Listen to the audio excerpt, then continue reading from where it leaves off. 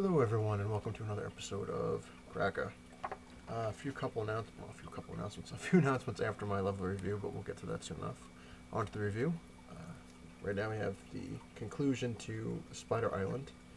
It wasn't too bad. The only thing that sucks is that I can't stand that Captain America Steve Rogers is not called Captain America anymore. He's called Captain Rogers, and he doesn't wear a mask, and he looks like he uses the old photon shield that the U.S. agent used to have, which is ridiculous. To me, Captain America will always be Steve Rogers and not Bucky, but what are you gonna do? Pretty much every superhero comes out in this book to defend the island from spider invasion, obviously, and some giant spider queen is basically tapping all the life essence from everybody that's turned into a spider and becoming a god and blah blah blah. Spider-Man's clone, which used to be really ridiculous, actually winds up saving the day, and that's pretty much it on that one. It's the only Marvel comic I picked up because DC's been kind of drawing me in lately. But it's not a bad book. It wasn't too bad. Moving on to DC, Firestorm #2. Very cool book. The first one was awesome. I'm not a Firestorm fan, but what can I say? They're doing a good job. In the second one, Raymond and Jason basically, well, Ronnie Raymond and Jason, whatever his name is, still can't remember. Memory slipping. They finally separate into two different firestorms, even though they were connected to like one giant firestorm. And basically, the third firestorm that's in there, they don't release who he is yet or who she is, so that's yet to come. But it was a good book. Moving on to Nightwing #2. Again, another good book. DC's kicking some ass. Nightwing basically couldn't decide whether or not he wanted to go visit the circus because it's in town to see his old friends.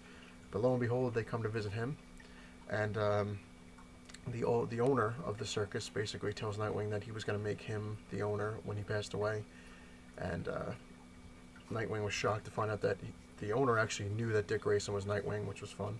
And the villain, Psycho, I can't remember, whatever his name is, he finds out that Dick Grayson is Nightwing because he tortures the circus guy's owner. I can't remember his name, Haley, or I think his name was. Tortures the owner and finds out that Nightwing is Dick Grayson, and the whole big thing starts, which was pretty cool. Can't say it wasn't crappy. It was good. Batman #2, another good one. Basically, Batman doing what he does best, kicking ass. Moving on to the Dark Knight #2. This one's pretty cool too. It looks like pretty much all the villains are like pumped up on some kind of Bane, Venom stuff, makes them huge, but they get kind of overcharged and they start to bleed from their eyes and like a whole big thing, and it was cool. I'm not going to really give a whole lot away, but it's definitely worth picking up. Another one, the Red Hood and His Outlaws #1. Very cool. As you know, Red Hood is Jason Todd, which is the dead Robin, basically. I gotta say, it's a little. I mean, it's cool. It's cool, but it's a little racy. It's got some interesting things in there with Starfire. I'm not gonna say what, but you'll see it when you pick it up. And Red Hood and the Outlaws #2. Another good one. Continues on and pretty much it kicks ass. I mean, I wasn't a fan of Red Hood as much as I was in Firestorm, and yet DC, they got me. I'm starting to like the books. Moving on to another person I was never a huge fan of, Catwoman. #1. This one, basically, if you like Catwoman, you're going to like this, but she's almost pretty much naked the entire issue. And at the end, she nails Batman. Literally nails Batman, Just let's leave it at that. Move on to Catwoman #2. Basically picks up where Batman and Catwoman left off after they've done their business. Not a bad book, though. They're not, other than the whole Batman-Catwoman thing. It wasn't bad. It was interesting, but we'll see. Moving on to Superman #2. Not bad. I still like this one better than the Action Comics one. It's cool. It's finally Superman, doing what Superman does, kicking ass, flying around, and taking out aliens, basically. But it was cool. Justice League #2. I love the first one, and the second one was just as cool. Basically, Batman's fighting Superman, and Green Lantern, after getting his ass kicked, finally wakes up, and whole big battle, and they figure out that Superman is not the bad guy, and they move on, and it has the Flash in it, which was cool. The Flash, apparently, everyone thinks he's a criminal as well, and even though he's Barry Allen, he's a cop, he tries to keep a low profile.